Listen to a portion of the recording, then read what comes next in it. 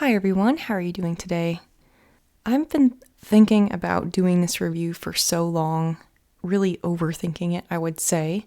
So I'm going to just go right into it without too much prep work and just talk about this novel as best as I can. This was quite an unexpected surprise, and I just felt like I had to do a video on it at some point. And rather than wait for that perfect moment, which is slipping away further and further, I thought I'll just do it, I'll just do my best. What else can you do? The Power and the Glory by Greene is a novel that I picked up a bit randomly at a bookstore that I used to frequent where I used to live. I think that's how it went. After a while, you start to forget where you found certain books, but I'm pretty sure that's where I found the secondhand copy of the novel. And it wasn't really something that was high on my list to read, but I'd heard a lot of good things about Greene. He's known as a Catholic author, but I don't think he was comfortable with that term himself for various reasons. But indeed, many of his novels do feature Catholic themes. So I just read the blurb on the back, and I thought, this sounds interesting. This copy, however, has a lot of pencil marks in it from someone who I presume was a college student or high school student, and they read the book, they took a lot of notes, and then they let it go, which is one of my pet peeves. But, I got tired of erasing the pencil marks, so I got one of the new Penguin editions of the same book, which has a completely different cover image, but free of pencil marks. I'm just going to start by saying I am curious why they changed the picture on the cover, and while that might seem insignificant, it is one of those little details that I just can't help but wonder. So this one has a picture of a cross. The name of the photograph is Tomb Ornament. So presumably this is in a graveyard. And this photo is of Augustin Victor Casasola. No idea who he is. And so I wonder if either they lost the rights to use this photograph, which is certainly possible, or they wanted to change the timbre of the book to the casual passerby.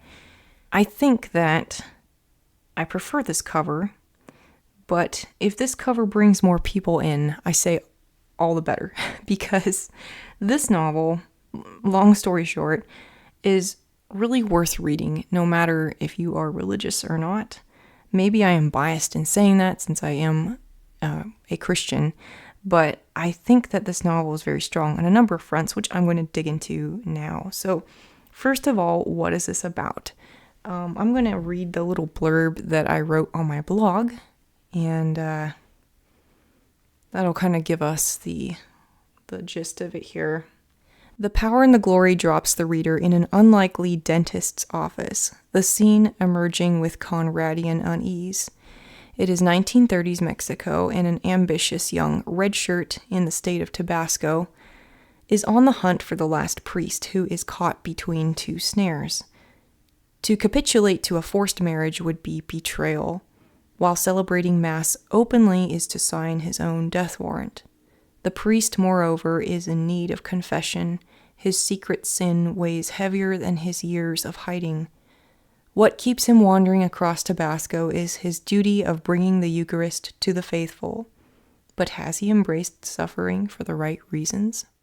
So that's the synopsis from my blog post, which was more of a religious reflection on the Christian themes in this novel. But what I want to go over in this video is just the rest of the book, right? And why this may be of interest to you. So, sorry for the long intro, but I just had to get those thoughts out of my head. So as I mentioned in the synopsis, it starts with this dentist's office, this Mr. Tench. And this mysterious gentleman shows up who is, as it turns out, a priest on the run. The priest is one of the last practicing priests in this area of Mexico. This is the 1930s, and in this particular state in Mexico, being Catholic has been regulated to such an extent that it's effectively illegal. You cannot practice Mass or administer communion. You cannot, do baptisms or any of the things that are necessary for practicing Catholic Christianity. And so this one priest is on the run, but he's still wandering around this area, which, as I looked up later, is based on Tabasco, but is not named in the novel. And so he shows up at the dentist's office, and his whole thing is he's actually trying to get away. He's trying to run away. And so they have this little conversation, and then this child shows up at the door and asks for the priest's help. And even though the priest is trying to catch this, I think it's a steamer or something, to get away from this area, he follows the child out and thus commences the novel. So right away, Greene has started the cyclical nature of this novel, which is the priest has the opportunity to leave, to escape his oppressed circumstances, to abandon his flock, if you will, which are, all the different parishes in this area. He feels a bit responsible towards them, and yet he has the opportunity to escape many, many times, and he's been doing this for years at this point. So the first chapter of the book kind of sets you up into that cycle, which continues throughout the rest of the novel. And we get to see this priest's struggle from many different angles. Some books really center on the protagonist. They keep you in the protagonist's head almost exclusively. This is not really a book like that. Obviously, we get to see the dentist's perspective. Mr. Tench is a British dentist who has found himself in Mexico for quite some time now, and not really wanting to stay necessarily, but not really wanting to go home. Like, he's just sort of getting by. And we meet a slew of other characters as well that have their own take on this priest's plight. Obviously, there is the group of soldiers looking for him, mostly represented by this one character of the lieutenant, who is presumably the guy on the cover here. And the lieutenant considers his persecution of Catholics to be completely justified.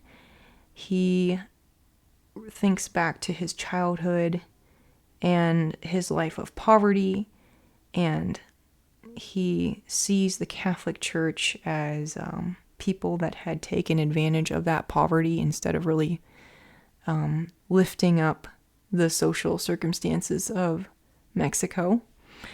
And the priest, in his turn, while he never abdicates his faith, which is a very interesting detail,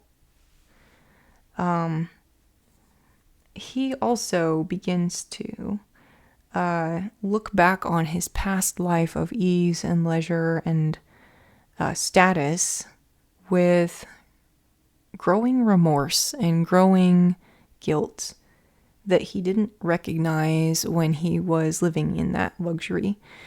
And being thrust as he is into this on-the-run, impoverished lifestyle, he's finally understanding what it is to be a servant of God, even though, he thought he was doing that before. Well, he starts to realize his own pride and hypocrisy that had been putting a taint on the things he did before. So that's another thing to be aware of. This book You don't have to be Catholic to appreciate it, and I'm certainly not Catholic myself, but nonetheless, if you do have to kind of accept some of the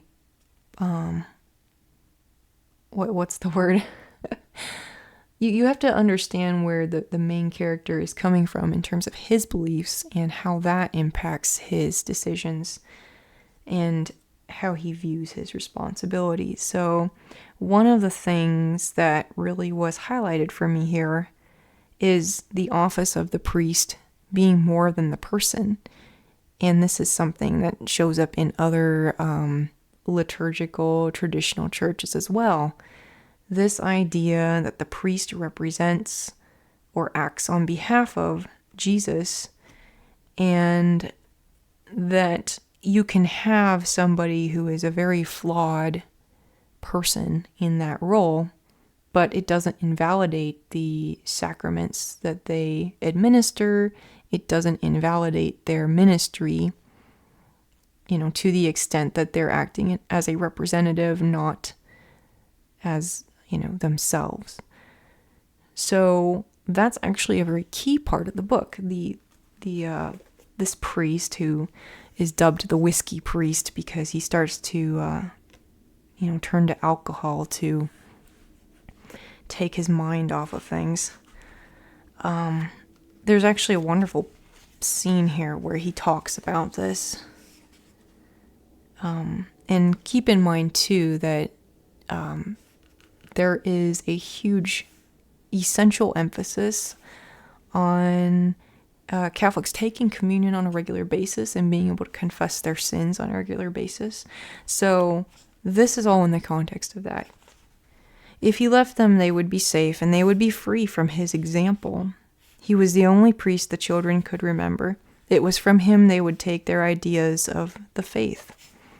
But it was from him, too, they took God in their mouths. When he was gone, it would be as if God, in all the space between the sea and the mountains, ceased to exist.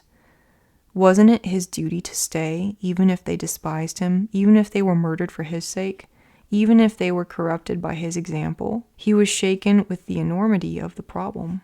He lay with his hands over his eyes. Nowhere in all the wide, flat, marshy land was there a single person he could consult.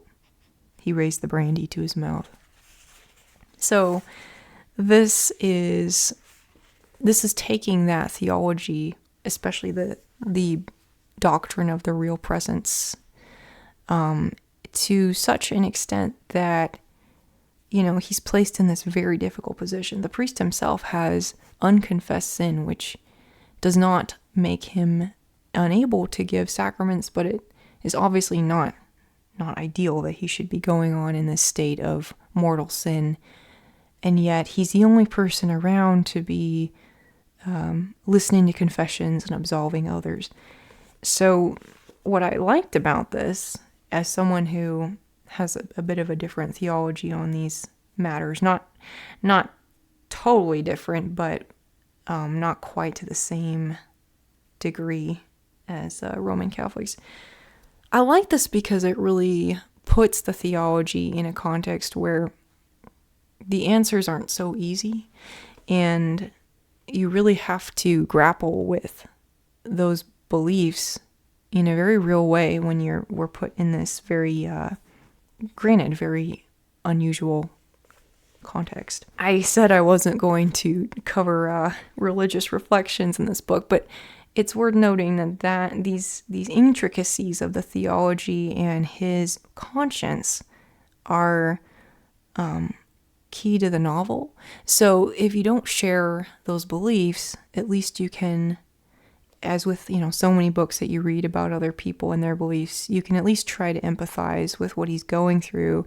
in this moral dilemma he's facing due to his convictions. And if you do not, if you don't agree with any of this, you'll find ample perspectives in the novel that you can look at this from. So like I said earlier, many characters give their take on this priest and his struggle.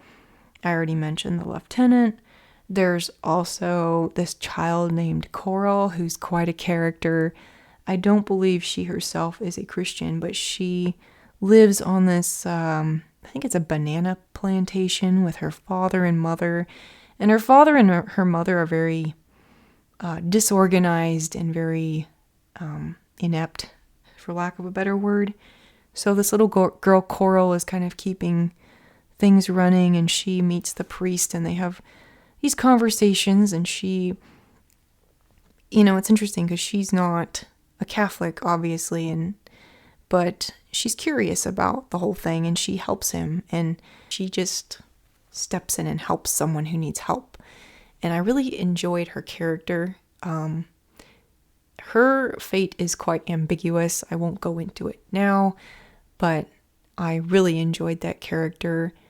One of many side characters that just really captivate your interest and are used to great effect to move the story along. Because again, I said this story is cyclical. It's sort of linear in that there's a sense of a chase, right? A chase scene of the soldiers chasing the priest across Mexico, or across this part of Mexico. But yeah, it's really necessary to have these interludes with characters because that sort of helps you feel grounded in the linear side of it. Because otherwise, this could just be literally a day in the life.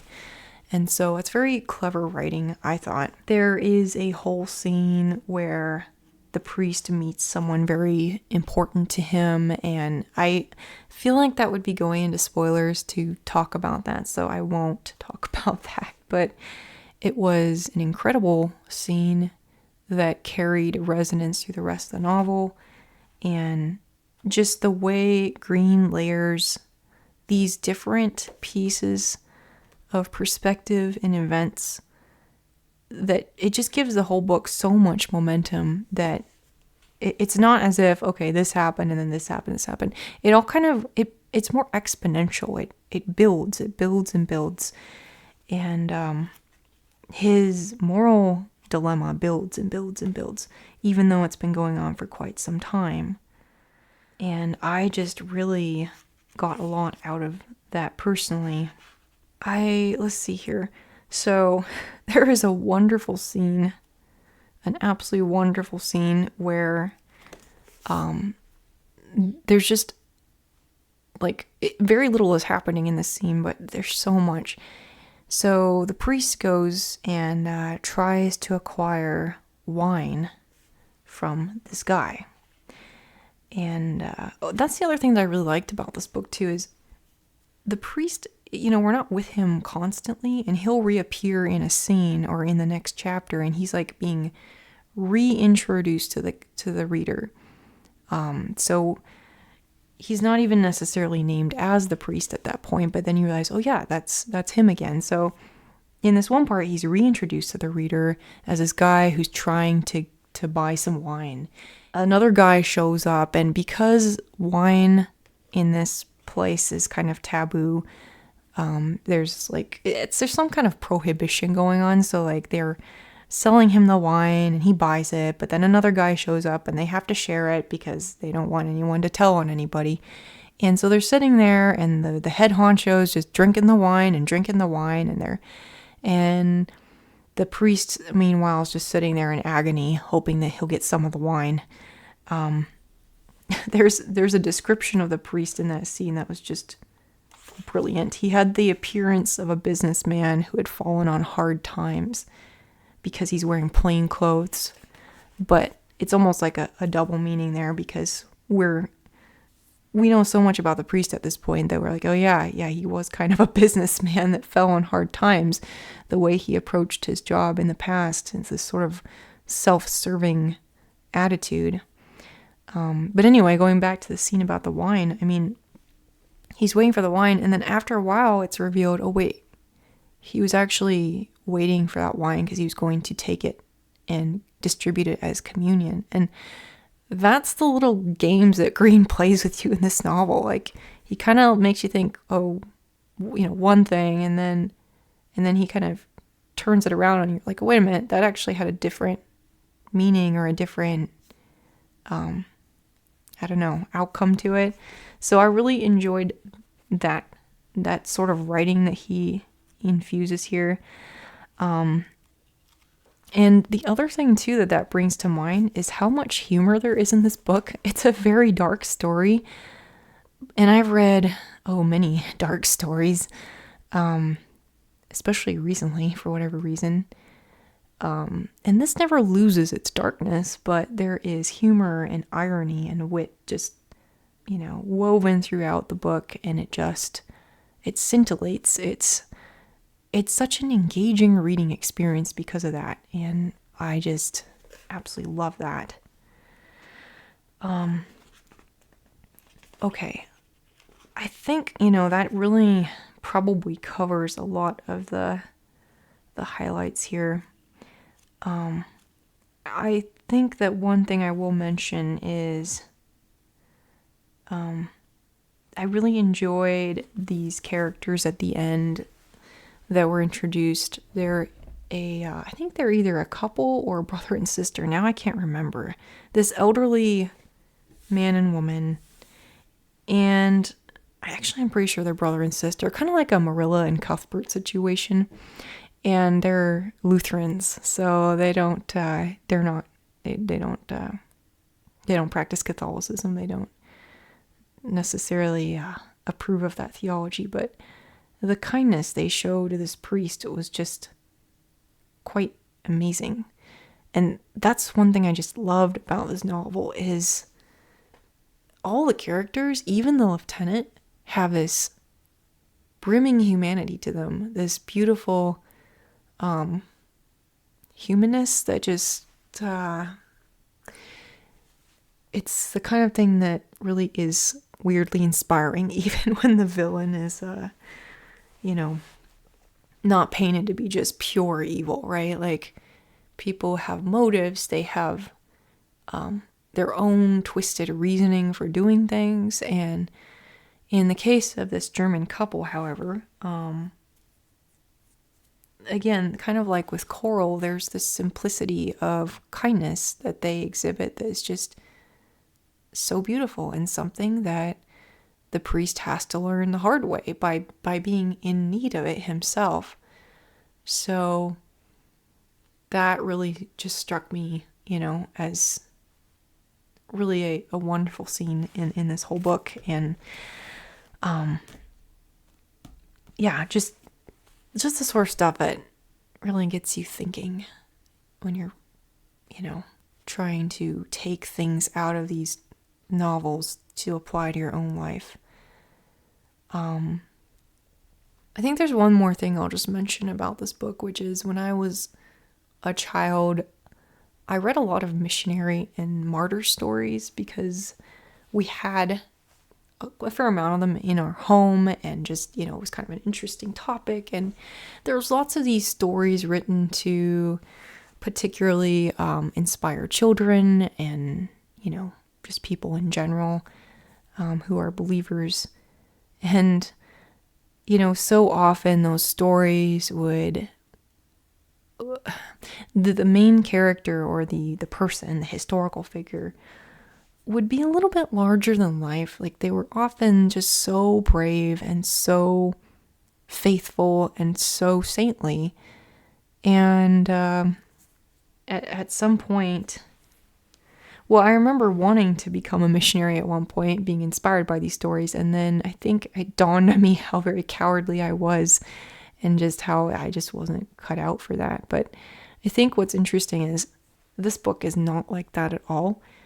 The character is faithful, but deeply, deeply flawed, and has a great deal to examine in themselves. Like, they are as in much need of,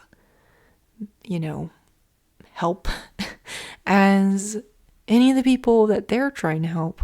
As much as this priest is making sacrifices, right? There's never this sense that he's able to redeem himself of his own doing, which I think is kind of key to the Christian story, right? The idea is not that we have accomplished salvation, but that we have been given it as a gift. And his journey is discovering that gift, oftentimes through people that are very unexpected and very seemingly incidental to his main goal and his main journey, but it all kind of adds up, and he starts to really become closer to truth by these very sad and harrowing experiences he has to go through. And instead of being the hero, he becomes the one in need of being saved. So, just brilliant writing. Like, this book is less than 230 pages. It is a short novel, but there is just so much brilliance in it, and the writing is glorious. I will not give the ending away, but the ending, like, I was very worried the ending might ruin it for me in some way. Now, the ending was absolutely fitting. It was a stunning ending. And Greene touches upon that problem of myths and legends as well. Maybe myth isn't the word, but legends for sure. Like, there's actually a scene in the book where her mother is reading to her children one of those stories of saints, and some of the children are kind of soaking it all in, like I did when I was little. And there's this one boy who just isn't really buying it or following it, and then on parallel to that, you've got the actual whiskey priest, so-called, who is living the life of one of these persecuted martyrs or saints. And the juxtaposition of legend, which he's helping to create, and then his own reality is just very striking, and I think very much needed in the realm of Christian fiction. So, I highly, highly recommend this novel. Yes, it is very religious, but the writing is incredible on its own right. And if you are a author, or if you are just a reader that enjoys excellent story crafting, then I think that this book meets that criteria. That's The Power and the Glory by Greene. Let me know if you've read it or anything else by him, and I will see you next time. Bye.